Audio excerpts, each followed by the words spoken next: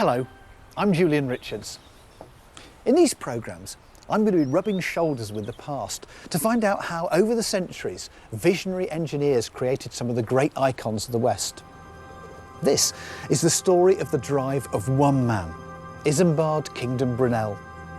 He stamped his mark over the whole of the west of England, but we're going to be unrolling the plans for just one project. His famous Box Tunnel.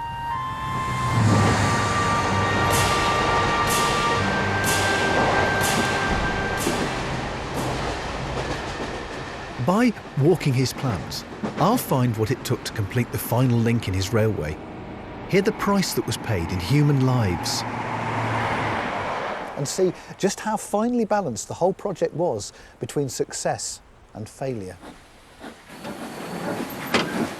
Ride a replica of one of Brunel's early locos, and it's easy to conjure up a time when visionary engineers were forging the railway age. In the 1830s, Brunel was planning for glory as he laid his broad gauge railway. Over 150 years later, it's still in use as the main line to Bristol. Brunel built from both ends, from Paddington westwards and from Bristol east to meet it. Standing between his advancing rails was Box Hill. It was the last and the most difficult section of the railway to be completed. Here, Brunel's route pierces the hard Box Hill limestone. I'm going to discover why he headed directly for the hill. To begin to understand the challenge, I'm going underground. I'm inside Box Hill, and this is the wall of hard oolitic limestone that stood between Brunel and the completion of his railway. With the help of today's technology, I'm going to shrink myself so that I can get inside the plans and discover the challenges the great man faced as he struggled to build the tunnel. This is the famous west portal of Box Tunnel, beautifully shown in Brunel's drawings. And beyond it, the tunnel itself, over 1.75 miles long. At the time, it was the longest railway tunnel in the world. This way heads to London, this to Bristol. Look inside Box Hill today and you'll see the labyrinth of quarrymen's workings cut since Brunel's time. But remove them and what's left are a few much older quarries. That's all that was known about the geology when Brunel arrived. Now, you or I would probably have started digging the tunnel from either end, but not Brunel. He started at the top and dug down past the quarryman's workings all the way down to the level of his tunnel.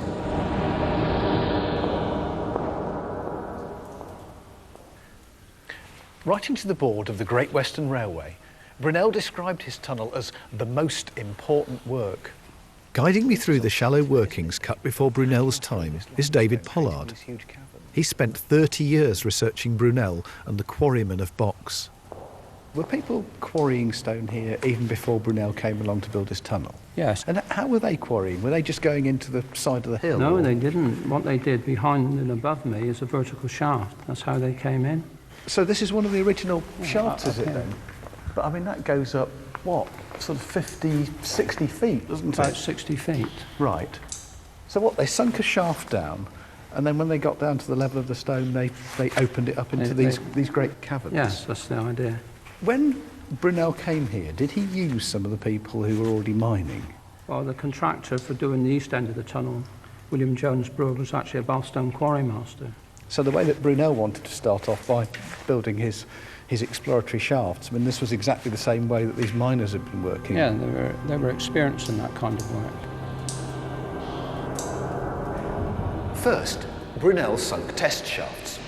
They took him a year, but they did show him where the tunnel dipped out of the hard limestone. He split the contracts.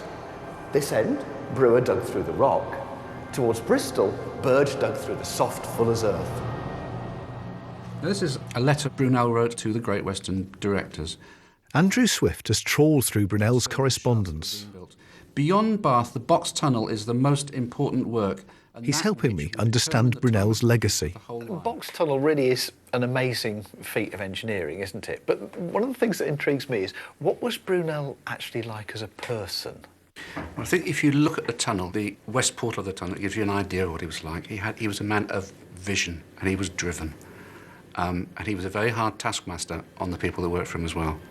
What, you mean he drove the people hard? Or? Very, very hard. He found it very difficult to get contractors to work on the tunnel, but because by then he'd already started building the line, he'd awarded contracts, people had started work for him and found out what he was like, and he was very difficult to work for.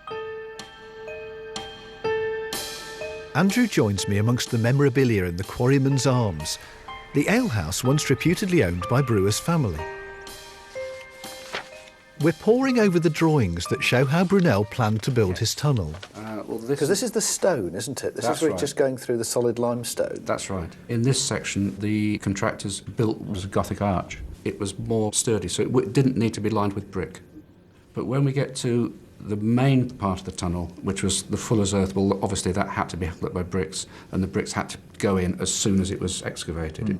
And this intrigues me because this presumably is the junction between the two different sorts of stone. Yes. You've got the stone at the top, but then all this soft stuff at the bottom. This is how Brunel designed the point where the tunnel dips down out of the hard limestone and into the soft fuller's earth.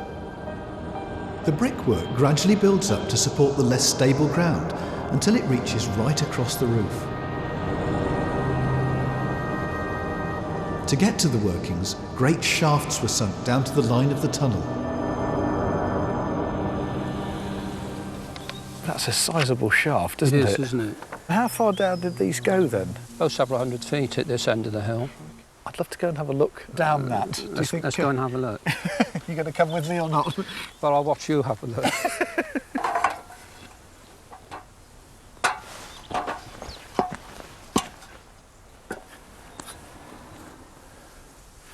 Oh, crikey. That is absolutely... Hello? That drawing, it doesn't give you any idea of the scale of Really? it. I mean, not only is it huge, but the depth of it just seems to sort of disappear into the bowels of the earth. That is amazing. 300 feet below me, an express passes on its way to Bath.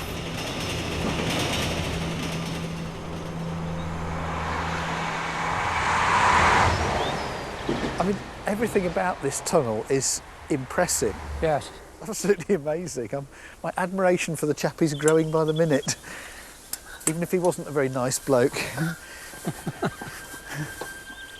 How did they get all of the stone and the spoil out of these shafts? Well, they had horse engines. There's a horse walking in a circle with a drum up overhead with a rope cord around it. The spoil would be dug underground, wound up the shaft. There's a graphic account of the time written by a foreman in charge of the horse gins. 100-odd horses working night and day, drawing earth up to the surface, and as many as 1,100 or 1,200 men continually working. Just sort of tipped all the spoil off the edge here. And they tipped from this point just over here. Actually, it's quite a drop down here. Yeah, I mean, if this is the original line of the hill right down there, then there's a huge depth of stuff that's been tipped over here. About 25, 30 feet. Yeah. This huge spoil heap was the result of Brunel's tunnelling. It was engineering for the steam age, powered by horses. Crikey, so do you think all of this is just the spoil, Dave? All of this stuff that's been...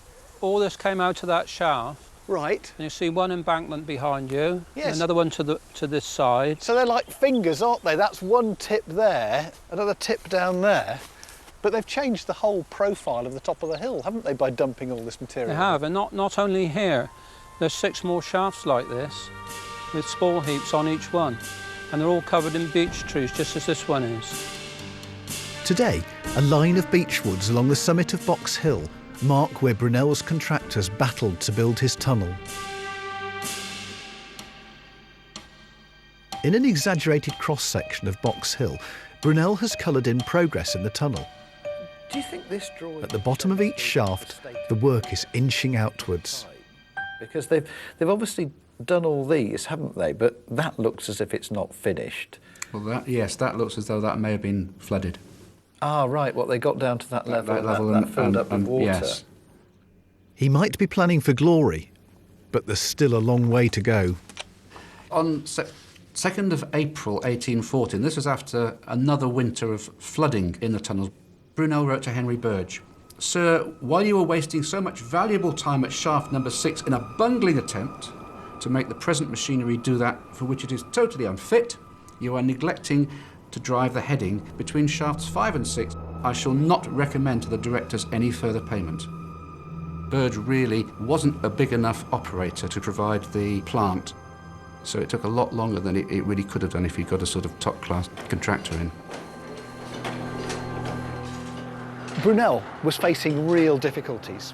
Most of the rest of his railway line was already finished, but here at the tunnel everything was way behind schedule and water's pouring into the workings. So, is Box Hill going to remain a barrier on the route between Bristol and London?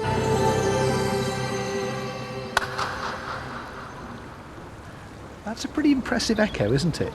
And it's yet another example of Brunel's engineering genius and daring.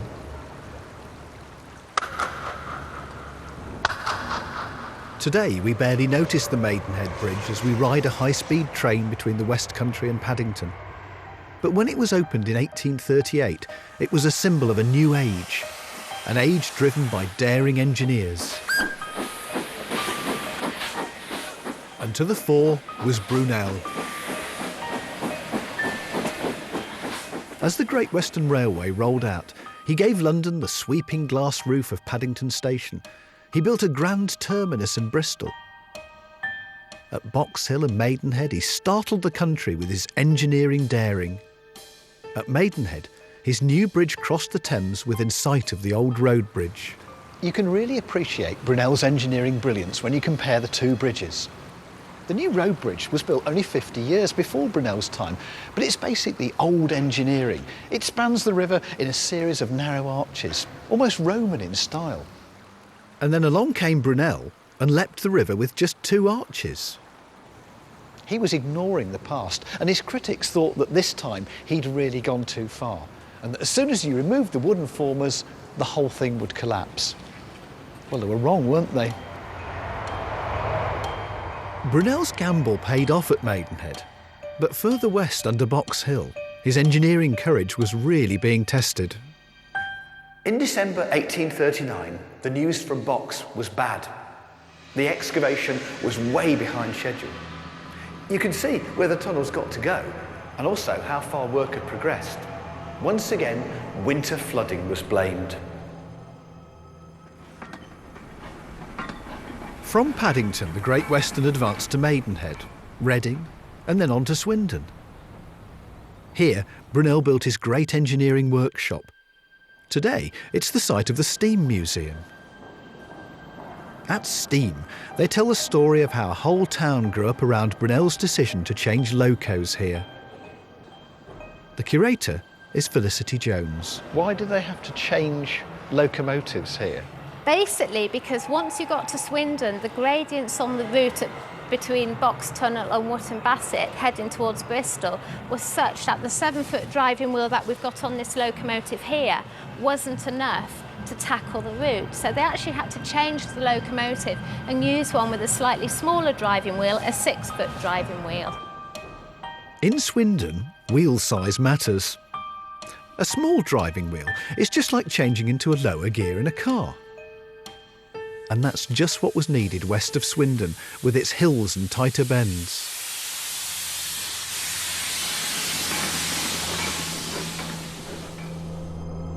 The steepest gradient on the whole route is here.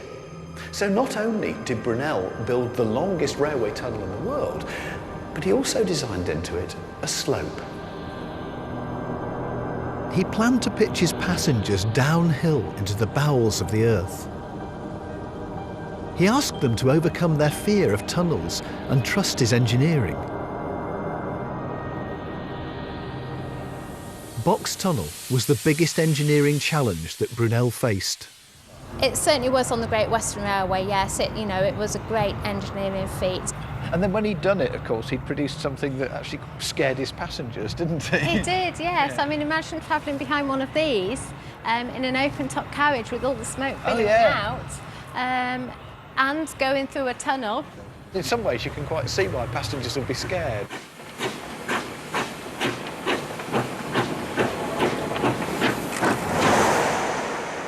Today, we barely notice Brunel's tunnel. But pause and imagine being pitched into this darkness for nearly 2 miles. Early trains would be in the dark for nearly 10 minutes.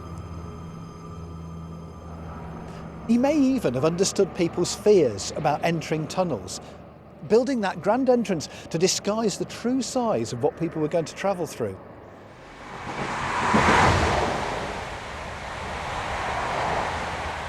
Digging the tunnel cost lives.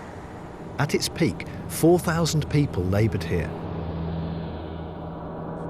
Brunel's records have been studied by Andrew Swift, who's examined claims by the foreman of the horse gins that there were over 100 deaths during the 5 years of construction. Was Brunel actually concerned about the people? I mean, what was his reaction to all these accidents? The only reaction that we know, he was called before a parliamentary inquiry and somebody produced a report which came from the Bath Hospital of about 136 men who were admitted with serious injuries. 136 with serious injuries within the space of 2 years, building Box Tunnel. And they said, well, what do you think about this, Mr. Bruno? And he looked at it and said, well, it's a small number considering the magnitude of the task and the amount of gunpowder used. And that was it. That was his attitude. A small number? A small number. God, he really was a ruthless person, Absolutely, wasn't he? yes. But the tunnel got built. That was all he was interested in. In June 1841, the tunnel was completed and trains ran between Bristol and London. OK, we have the right of way now. The age of the stagecoach was over. Brunel's expresses cut the journey time from 12 hours to less than 4. When it opened, well, thousands of people came up to see the trains come through on that first day, because what it meant, this was the last link in the railway from London to Bristol. And it was an amazing thing. The Fireflies, they were made to run the express trains from Paddington along the Great Western Main Line to Bristol. This replica of a Firefly now runs the broad gauge line at the Didcot Railway Centre. They ran the first passenger trains through Box Tunnel.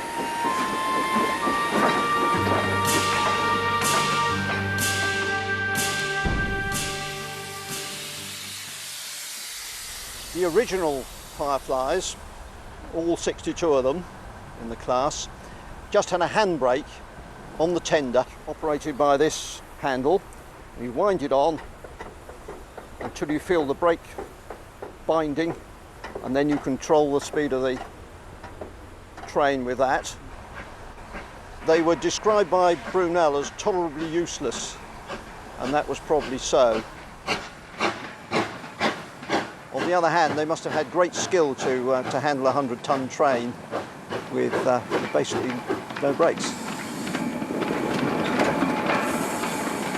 Inside Box Tunnel, Brunel had built one of the steepest inclines on the whole route.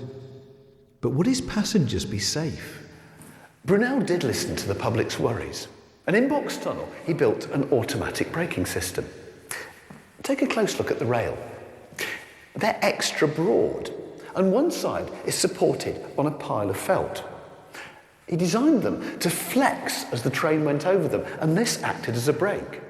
It was so effective that the train couldn't go through the tunnel at more than 11 miles an hour.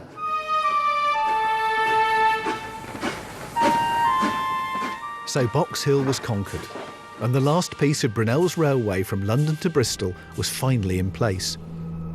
But he could have avoided building Box Tunnel altogether. He could have taken his railway south around the Marlborough Downs, following the route of the Kennet-Navan Canal. Andrew Swift believes that the great engineer had yet another option. Even having gone for the northern route and having got Box Hill in the direct route, he could have gone round it, because at one end was Chippenham and at the other end was Bath. And the River Avon flows between Chippenham and Bath in a route which goes Nice and level. It would have added about 5 miles to the route. Certainly a lesser man would have done it, but Brunel wasn't a lesser man. He had to be the best engineer. He believed himself to be the best engineer. And his great rival, Robert Stephenson, had built a line from London to Birmingham with a tunnel, which was 1.3 miles long. And Brunel's tunnel through Box Hill would be almost 2 miles long, the longest tunnel in the world. So you're saying that Stephenson had built a shorter tunnel? Yes. Brunel wanted to build a longer one, did he? Yes. So there was a real element of competition in this? Brunel believed himself to be the greatest engineer of the age, so he had to build the longest tunnel, and he wasn't going to let Robert Stephenson get away with having the longest tunnel. And what of the quarrymen who helped to create his masterpiece? Next to the railway, they cut their own entrance into the hill to exploit the rich reserves of limestone that Brunel had shown them. Stone is still being cut in Box Hill to this day.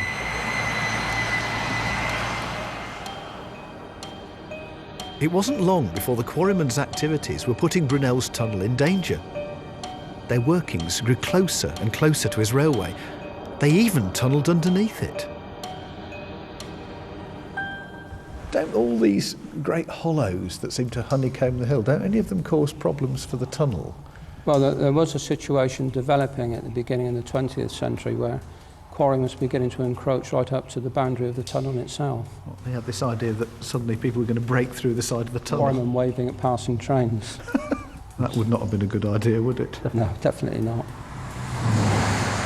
Brunel's tunnel has survived the quarrymen, the change from broad to standard gauge, and the advent of high-speed diesels.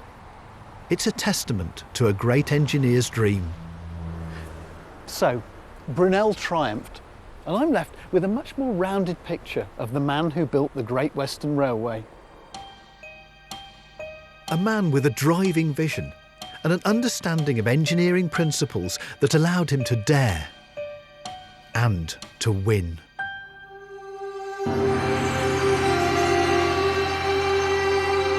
Join us at the same time tomorrow on Teachers TV for another episode from this series.